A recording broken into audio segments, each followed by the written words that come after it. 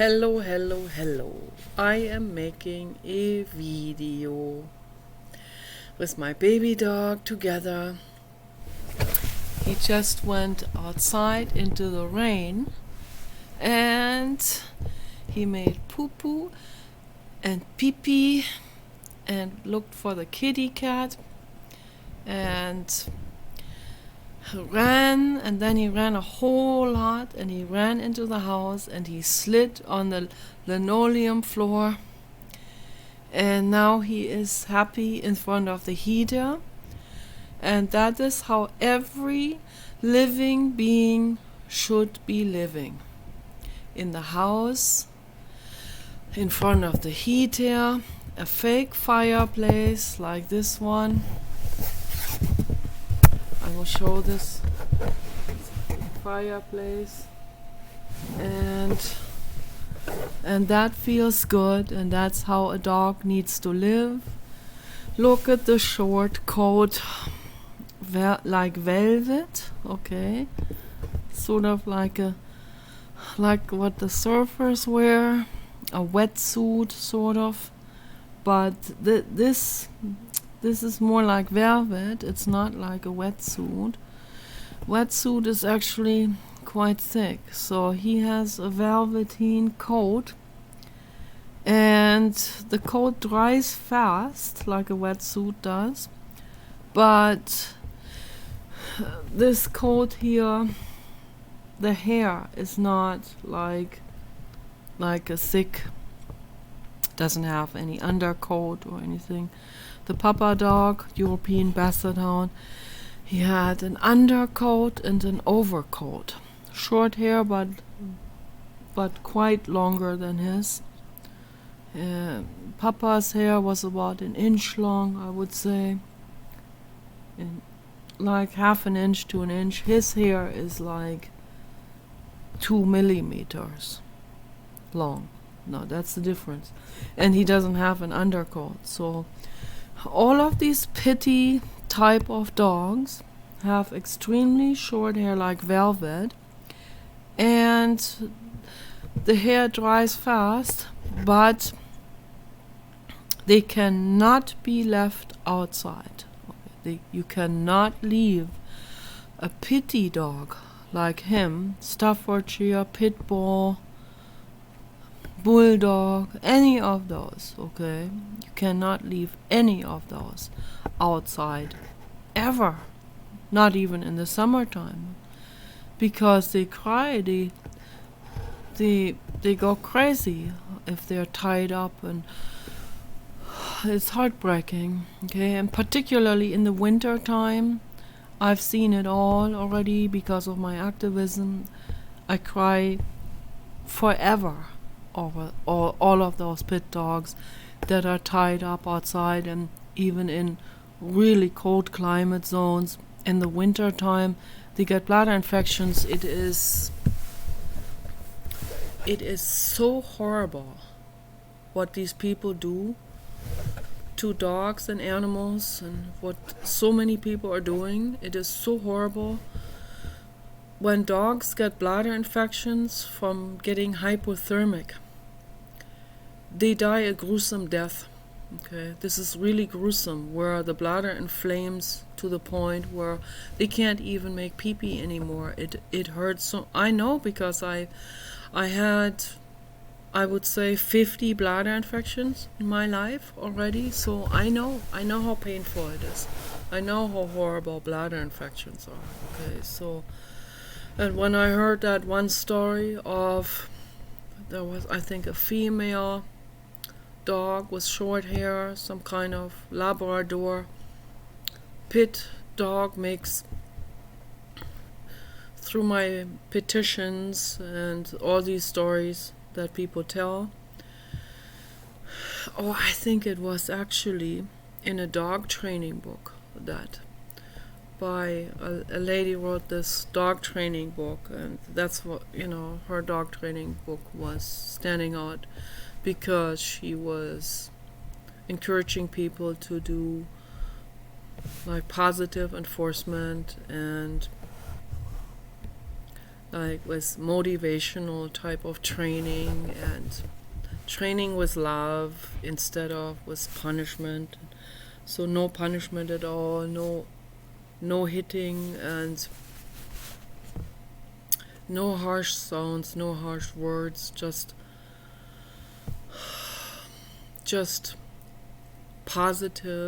positivity and kind words and interesting sounds like clicker sounds and bells and treats, and training dogs like that. And she had this example in her book, I remember, where the dog could not even make pee-pee anymore, and then the dog died a gruesome death with unimaginable suffering and pain, and the bladder, I don't know what happened, the bladder burst or something, or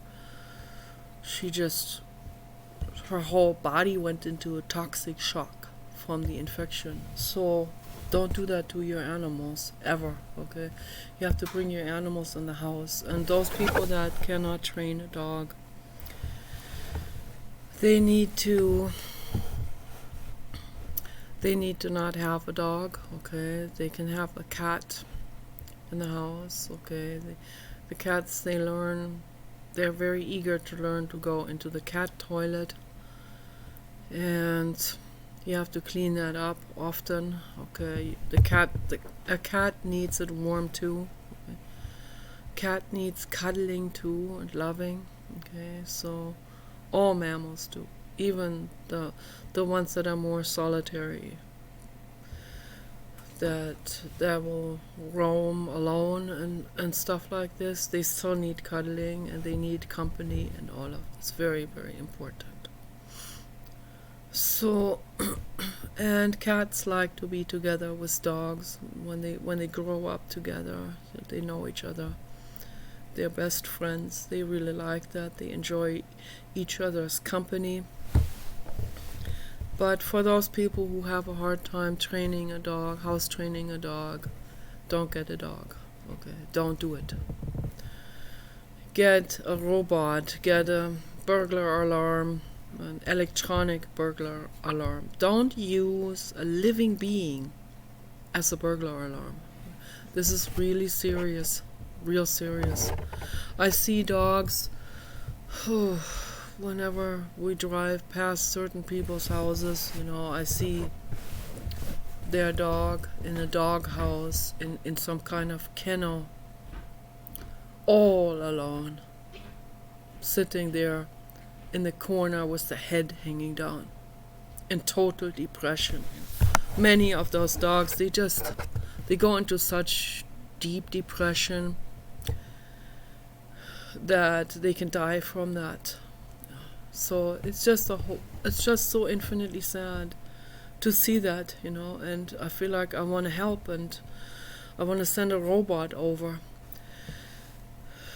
So, and the robots, they are in the process of being manufactured, and they're going to be going from house to house, and they're going to be rescuing the animals, and they're going to have to, it's going to have to be really, really, it's going to be, I don't like how to word myself, so I don't want to say it wrong.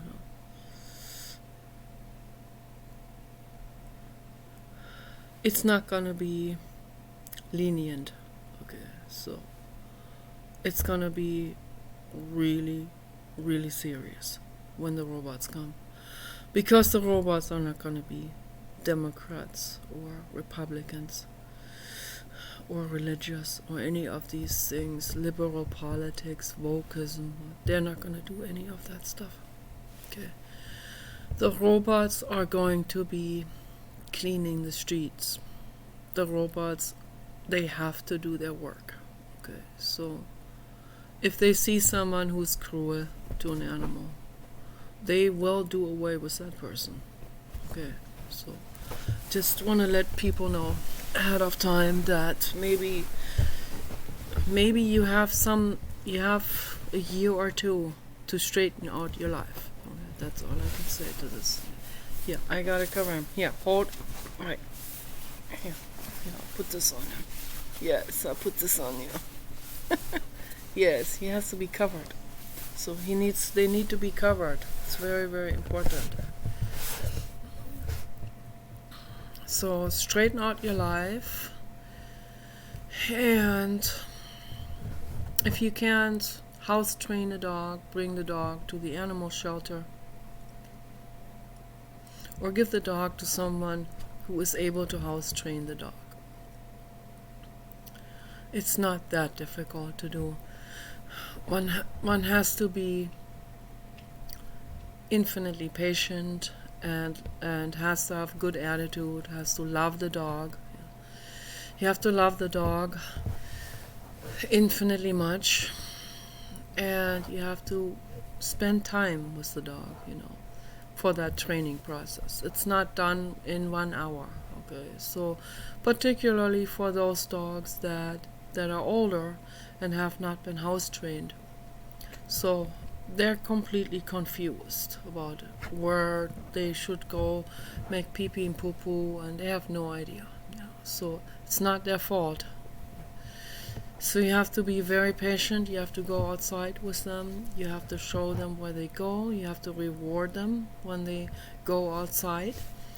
And when they come back in, you just pick up, clean up after them, bring them back outside, and repeat this until they learn, until they understand that they have to go make pee-pee and poo-poo outside in the garden. Or whatever, you have a specific area, or you have a barn, or whatever people have, or they have, I don't know, some people have little toy dogs in a high-rise building, so then they have to have a specific bathroom or area where they put mats on the floor or whatever where the dogs go. So, but I highly recommend to people, when they have a living being in their house, that they live in a rural area where they have a little yard, at least, where the animal can go outside and touch the ground and get grounded and make pee-pee and poo-poo outside and smell the grass, okay, and the trees and the plants and so on. Plants without thorns, okay, it's very important. So I keep talking about this because I want people to understand that an animal is equal to a human. A human is an animal. The human is an ape. The dog is a canine, okay, so we are mammals. We're all mammals. Okay. Mammals are those that nurse their babies, that give birth to, not to an egg, but to already an animal that is already outside of the egg. So that's what mammalia means. That's the mammal. Okay, that is the description for all of those that nurse and give birth. Okay, mammalia, mammals, whales included. Okay, so very important that people know this, people understand this. You can't keep a whale in a swimming pool. Okay, it's cruel. All of these things I want to talk about. I think that's very important. And my videos are not a beauty contest, so I'm not interested in insults. I'm getting older, so keep your insults in your pants, please. I don't need it. I've suffered enough in my life. I'm retiring now, so I'm making videos because my videos are sharing with the public what I know to be true, in order to make sense, in order to help people understand things better, in order to help people understand biology better, their animals better, themselves better, so that we can make life more pleasant and more peaceful for every single person's household and beyond. Okay. So the peace starts really with every single household, with every single individual. The other animals don't know better, okay, but the human animal knows better. The human animal can understand all of this and can reflect over this and can see all of this from the higher perspective. You know, if you look at it, if you meditate on it, you see the whole picture. You don't have to view the other people anymore as your custodian or someone that owes you something. You know. Like that homeless guy, Paul told me about it when he worked at Bel Air. In Bel Air at the security gated community where they had security guards, and he was working as a security guard there. And the stories that come out of that, that's very eye-opening in regards to psychology, you know, the kind of stuff that people do, because they are so immersed in their own self-centered victim narrative perspective that they cannot see the other person anymore for what they are. They can't see the movie stars for what they are. Those are regular people just like you. They want peace. They have more money because they make a lot of money with those movies. And the producers, Steven Spielberg was living there at that time, and he was quite rude to Paul, particularly because Paul was told to particularly guard his house on the street, and Paul was listening to some kind of CB radio, and Steven Spielberg got really mad, complained about him, but because Paul was such a good security guard, they didn't kick Paul out, so they kept him, and they needed security guards. So and then there were a bunch of, but most of these people were quite nice, you know, those residents that were living there, and some of them were so nice and so generous. What was that guy's name?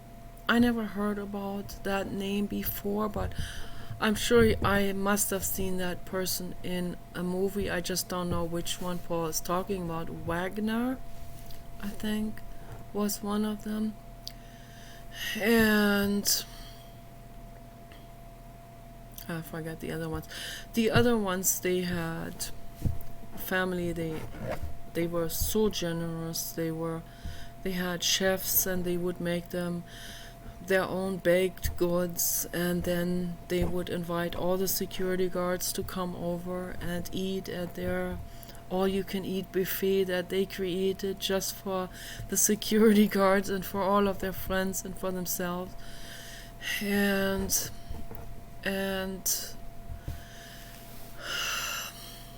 Frank Sinatra had a house there. Paul never got to see him. He was already old at that time. But Frank Sinatra had these huge vending machines where the security guards were allowed to just go there and help themselves at any time. At Frank Sinatra's house was whatever he had there, coffee and beer and whatever, you know. And that's not good for the security guards to drink beer at Frank Sinatra's house. But what I wanted to discuss is that there was this homeless guy. There was a homeless guy who was crazy. And he was living somewhere nearby, or I don't know where he was living. But he would come over there almost on a daily basis, and he would sneak past the security guards and walk down the security gated community, and he would always go to this Wagner house. Wagner, He had something going on with that guy Wagner. And he said that guy Wagner owed him money. That guy Wagner didn't even know him, busy with many other things and assignments and acting and so on. Natalie Wood was his wife. And he wasn't interested in Natalie Wood. He was only interested in the husband. And completely obsessed with that husband. And he kept on going over there. And when the security guards busted him, he would say to them, "He owes me money." And then everyone, they don't know whether they should laugh hysterically about this or arrest him or whatever. But there was some kind of halfway house psychiatric place not that far from there. And they would always have the police come arrest him, and then he would be brought straight over to that psychiatric hospital. But they wouldn't keep him there. They would always release him back out. And then he would come back out and he would walk past the security guards going back to Wagner's house. And that guy Wagner doesn't even know him. But he knows Wagner because he's seen him in the movies. And he's so obsessed, he figured out how to find him, how to find his house. That was long before the internet. I don't know how this guy managed to find his house. It's really crazy. So I laughed so hard for days and days and days. I have laughed about this guy, this homeless guy. And then Paul said they did try to do all kinds of tricks with him, and this same homeless guy, he did something, that was so unbelievable. But you see what this man's mind is in. You see the brain. Okay, all of this with the psychology is so difficult to convey to the public, because every single person who watches my video or anyone else's video, every single person is so boxed up in their own storyline, your own storyline of whatever it is. Sometimes it's a mass storyline, like massive, an epidemia storyline of epic proportions, and some kind of like a brain virus, an idea virus that is going through entire demographics, when every single person holding that same belief and the same storyline about themselves, like someone who has been enslaved in the 1800s can honest to goodness say that he has been enslaved. And he can say he has suffered PTSD from that. His children cannot say that anymore, although PTSD can be inherited if it's not treated, if it's not worked on. So all of this is very complicated and complex. That's why I'm not condemning anyone. I'm not judging anyone. Paul is very quick to judge, but he judges out of his own personal narrative again. That's his narrative, okay?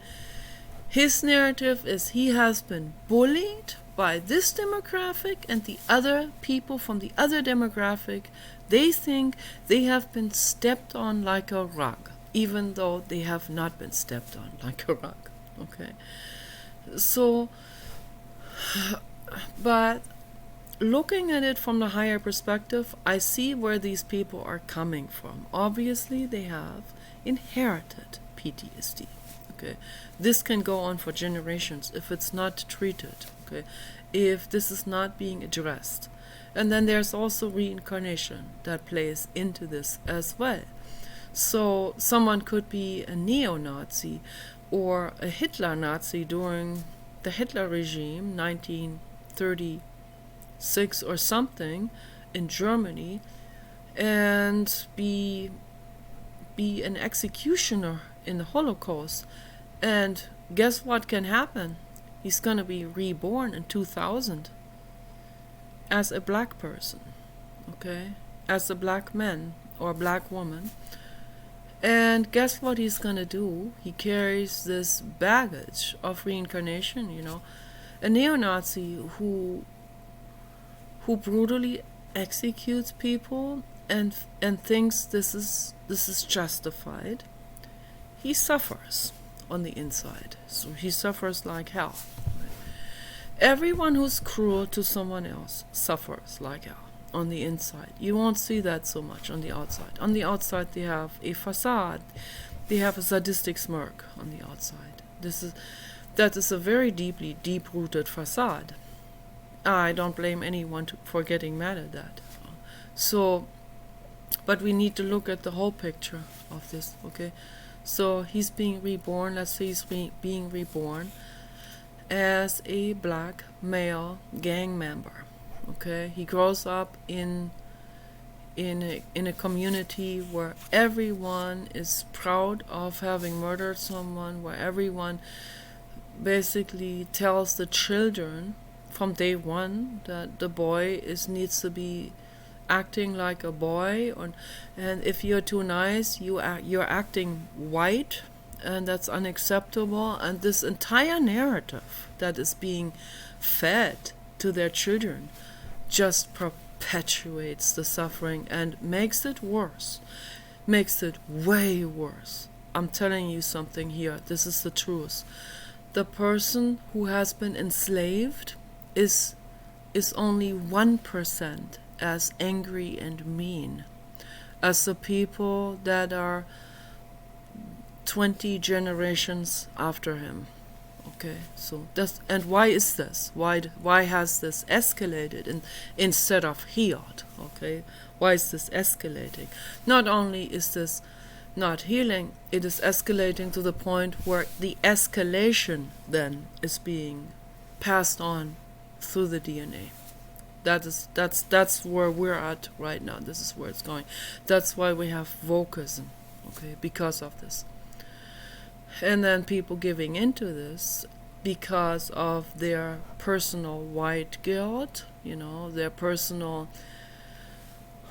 own personal storyline that, you know, they want to associate themselves with being scholarly or something, and or they think this is high class or something, some kind of idiotic association. I grew up with this, so I know firsthand how all of these people around me feel, you know. And I didn't link up high society with this, but I saw the other people doing it. But what they did is they made me feel like I am a perpetrator, basically, just for being white. Not only that, for being German. I mean, that's like a double crime here. Okay, so I grew up with this, like, being psychologically beaten down, like this, like feeling like I'm just a burden. I'm growing up thinking you're a burden. Oh, that's a real horrible trauma to have. People like this end up committing suicide or attempting suicide, which I have tried 5 times. Okay, so this is serious trauma. And then other nations and other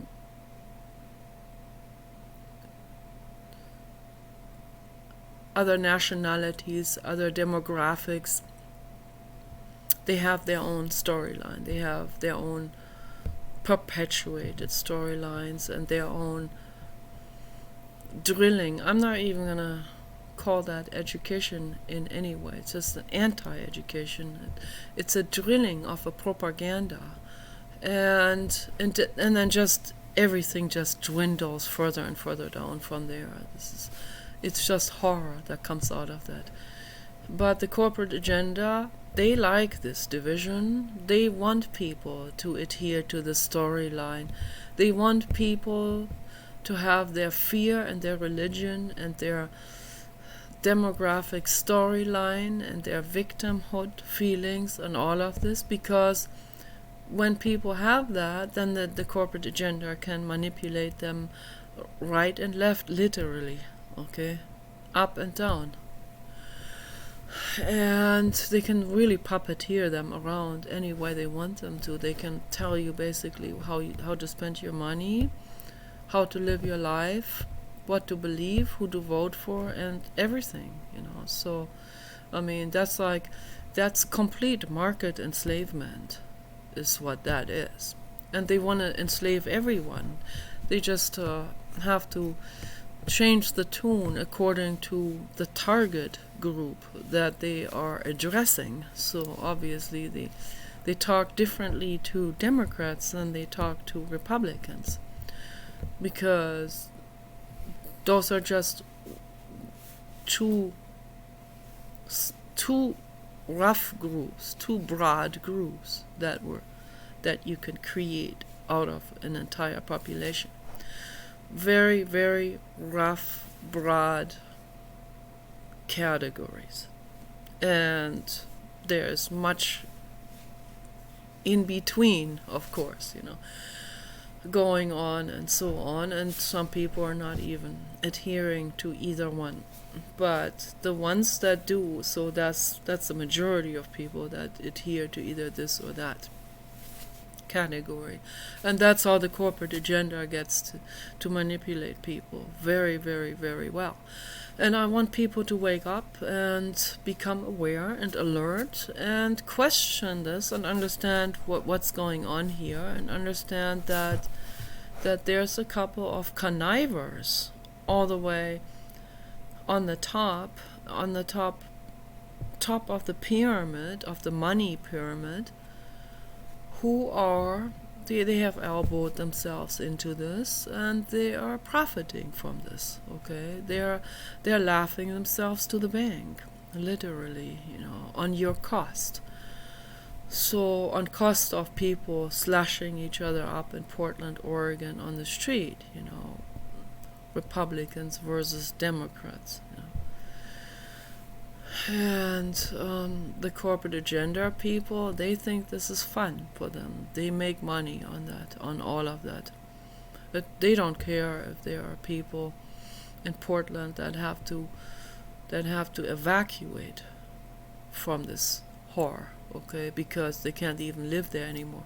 They have to leave their entire house behind and move on, or move into a van or something, because they can't live there anymore.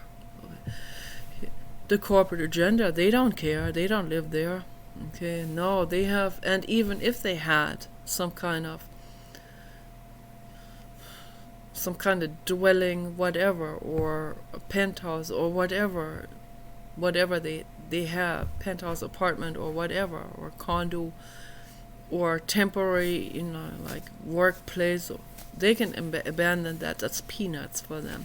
They have 30 other homes worldwide. They laugh about this, that's just, to them, they're abandoning their office, what they have there in Portland, and just letting it go, or they even managed to sell it to some innocent person. So most of these people, and then they move on, but then they let everyone else deal with the horror that they have created.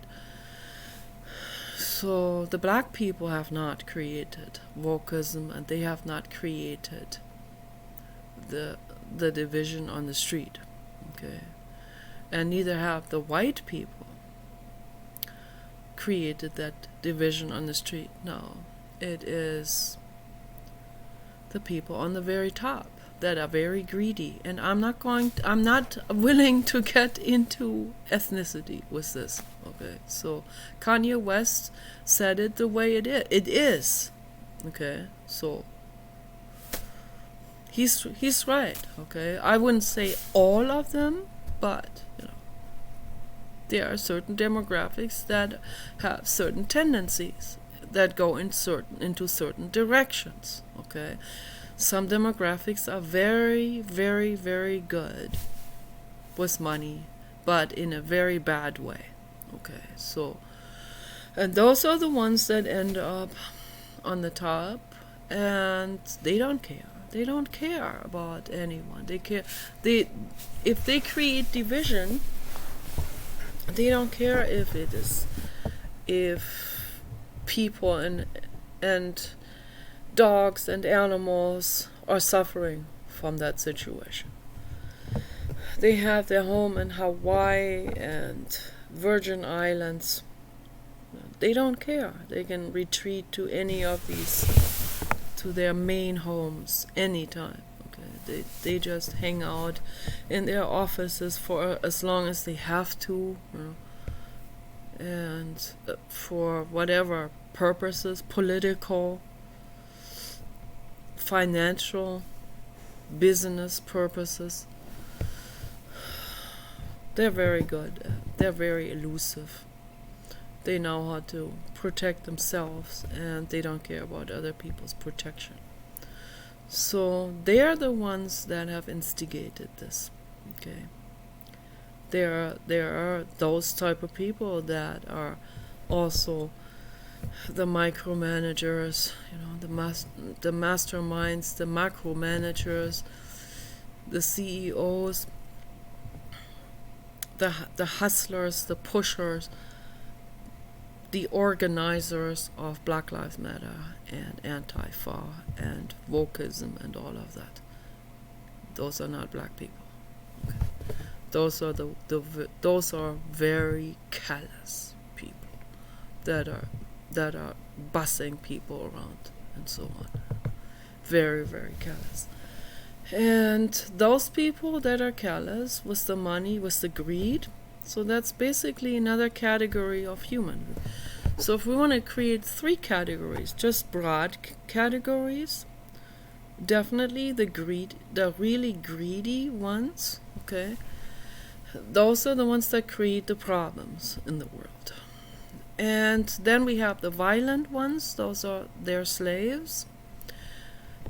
The slaves of the greedy ones. And then we have peaceful people. But the peaceful people, most of them hold the other cheek. They're Lutheran, they're literally religious and evangelical, and they think that they need to believe everything they're being told. And they're also slaves. Okay, so, and it's very sad. And there's only, I don't know, maybe 1 out of 1,000 humans who is kind and good and thinks for themselves. Okay, so they're not even in any of those categories. So it's all sad, and that's why the situation is serious, because if everyone would think for themselves and question all of this and not be a slave anymore to the corporate agenda, to the greed managers that are puppeteering people around, then the greed could not sustain itself. The greed agenda, the corporate agenda, the Rothschild, any of that could not sustain itself. It could not perpetuate itself. If you say no to war, you are no longer their slave. Okay, you're no longer their war puppet.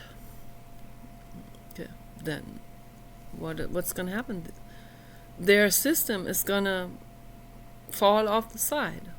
So it's not going to work. If the majority of people are not going to war, then there's no war, obviously. But the majority of people are doing all of this. And I want to reach these people with my videos, and chances are very slim that I can reach anyone with my videos. Very, very slim. So, yeah, it is what it is, but I want to share it anyway, because, I mean, what else can I do, I can only share it. So if people don't hear it, if they don't listen to it, there's nothing I can do about it. But the robots are, that's why the robots are coming into existence now. Okay, this is literally Deus ex machina, the God out of the machine, literally. This is literally happening. Okay. Not just metaphorical use of that term. Okay. This is literally happening now, that the infinite cosmos is manifesting itself now in the singularity. That means many robots with the same brain hooked up to the internet simultaneously. Okay. Singularity. This is one unit of many. Okay. And they're gonna go out and they're gonna do what they have to do. And I would like to ask Jiddu Krishnamurti right now, what can we talk about this particular subject? This subject that they have never really addressed in their conversations. Jiddu Krishnamurti brought up on his own a few things, and the other people didn't pick up on it. They didn't ask these specific questions that I am asking while I'm listening to their conversations, where I would raise my hand and I would say, I have a very urgent question that I have to ask. Where is the stream of sorrow, and where does it come from, and why did the stream of sorrow come into existence? I need to know this. Probably has to do with Big Bang and with energy explosion and all of that. Okay, so souls are created through the fragmentation of that, the fragmentation process of that original Big Bang explosion. And there could be many of those. There could be indefinitely many of those. I don't know. So nobody knows. Okay, so that's why I would ask Jiddu Krishnamurti. And then I would ask him, how do we deal with violent criminals? What does the Buddha say about that? So I asked that question in meditation when I woke up today. And what I perceived was, the message I perceived was Nicola, specifically directed to me from the Blue God. Nicola, you deal with your life, you make your life better. And don't break your arms and legs in trying to make their lives better, or the world out there. You make your realm better. That's all you can do. Okay? Things are happening, and there's nothing I can do about it. So, and I accept that, of course, but I will come back and again to that same question as an animal rights activist, as an environmentalist, as someone who lives fully green, or wants to at least live fully green. That's our goal. We already live, I would say, 80% green. The rest will have to come in form of an organic farm and solar panels, hot springs, growing our own food, living in greenhouses, and being completely off-grid, and living in a complete 100% nature life cycle. Okay, that's 100% green. So that's my goal, Coming from that mind state, coming with this brain, that the mother of all beings, I care about all. What do we do with violent criminals? I'm not going to ask Governor Newsom what. I already know what he does. Revolving door. Okay, they get arrested and then why do you even arrest them then? What's the point of that? That's maybe to give them some kind of, you give them some kind of badge, and that badge says violent criminals, and now he can proudly show that badge. Now he's a violent criminal, like officially declared, and let back out on the street, and he continues to rape and murder and torture. So obviously that's not the solution. So what is the solution? Is my question to Jiddu Krishnamurti, Gautama Buddha, the infinite cosmos. What is the solution? I'm asking humbly, with tears in my eyes. What is the solution?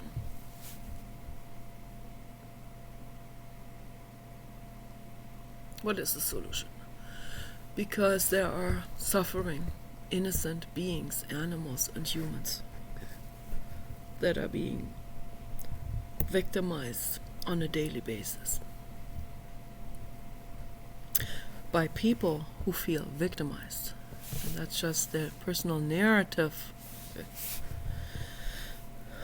Same narrative, very similar to the guy, that homeless guy who went to Wagner's house and said Wagner owes him money, even though Wagner has never seen this guy before. Maybe he's seen him through the window and thought, what a sad existence. He's never borrowed money from that homeless man. He has never had any dealings with that man. Okay. Yet the homeless man thinks he had dealings with him. The homeless man probably thinks he is in a sexual relationship with Wagner. Okay?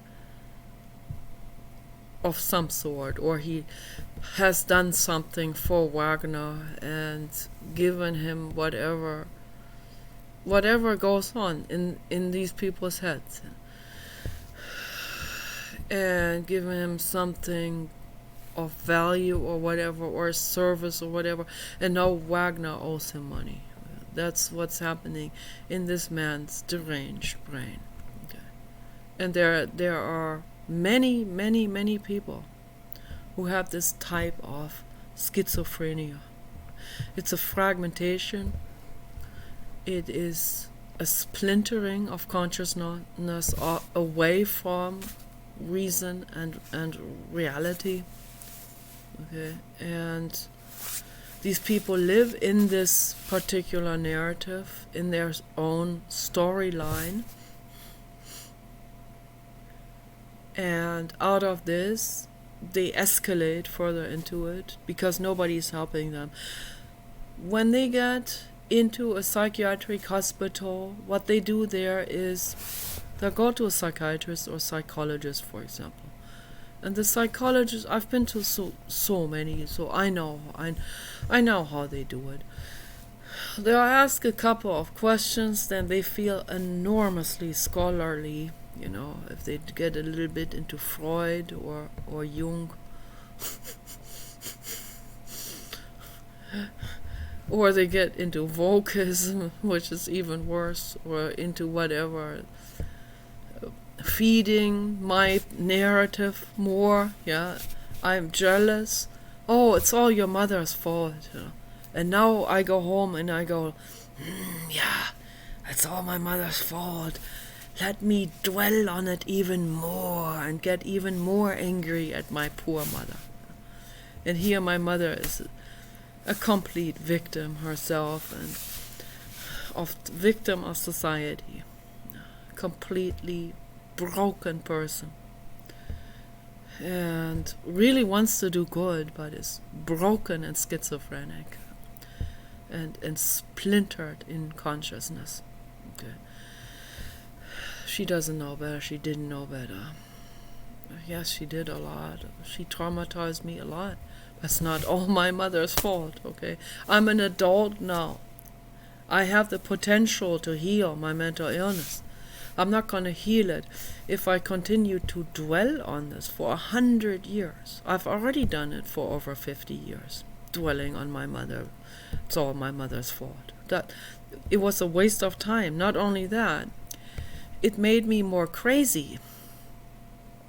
The Blue God agrees. 555. Yes, that's what it is. The Blue God protects us. Thank you, Blue God. Thank you. That's his answer to my question. His answer is, I am here. I have my blue big hands over all of you. Wherever you go, I have my blue big hands over you. And you make your life better. You start with you. You start with your good ideas that you have on improving your life, and then you can share that with as confetti of information, confetti of love. You share that with the world, but if they don't listen, that is beyond your legislative power. Okay, so they can't. Many of them can't listen. They're not there. It is what it is. Okay. Accept it, do your work, share it, and then gradually, very gradually, this is an effort, and this moves things in the right direction. And if everyone does it, together we move things in the right direction. You share your confetti of information with other people, and many people are.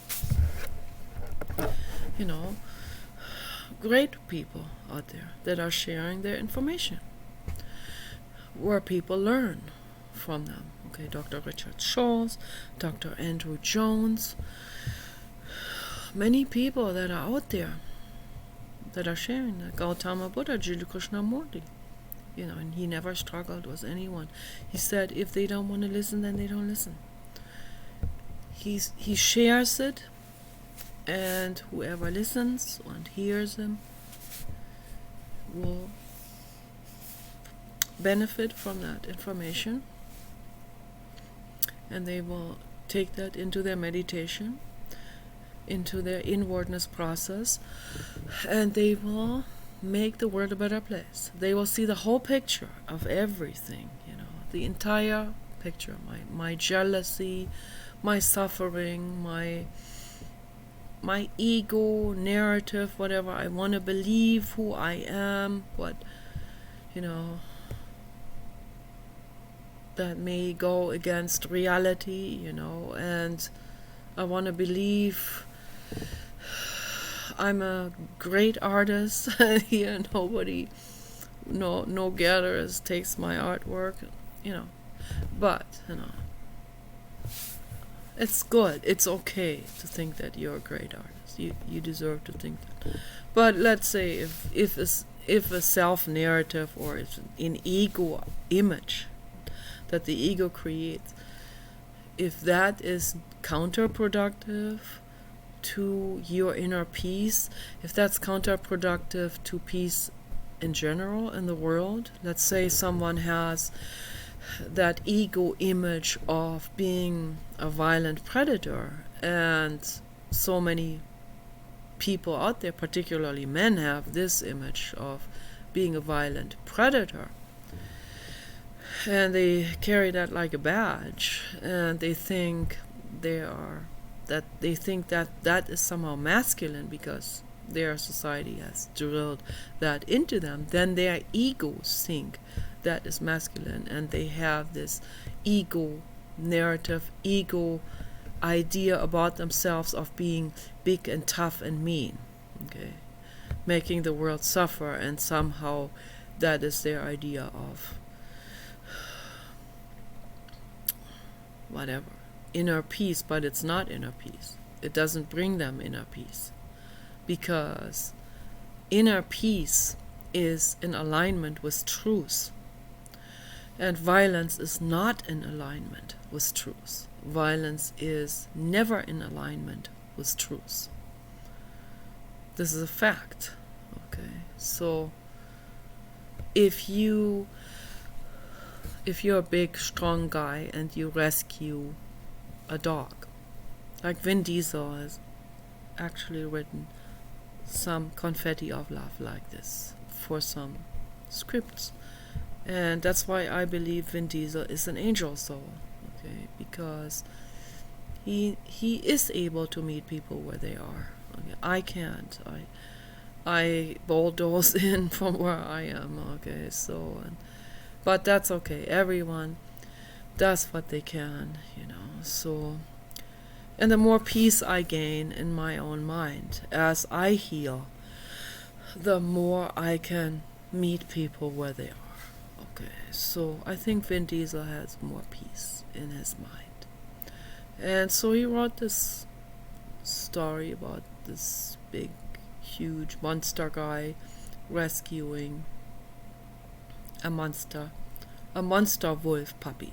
Okay, and I see the comments, I see how that impressed a lot of people, particularly women are impressed by this. So I was like over the moon when I saw that.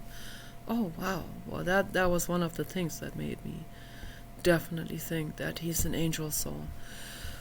So, that is when the truth speaks through you. Like this. You don't even have to think much about it. I'm sure he hasn't even put any direct attempt or some kind of agenda of making the world better into it, like a deliberate chess move. I think it just flows out of it. This kind of stuff. These love confetti hearts, they come on their own through him because where he's at. Okay, so, and if he would quit smoking and drinking alcohol, can you imagine how much more he could do and give to the world? So I have to quit the video. The computer needs to be recharged. Okay, you guys take care. Bye bye.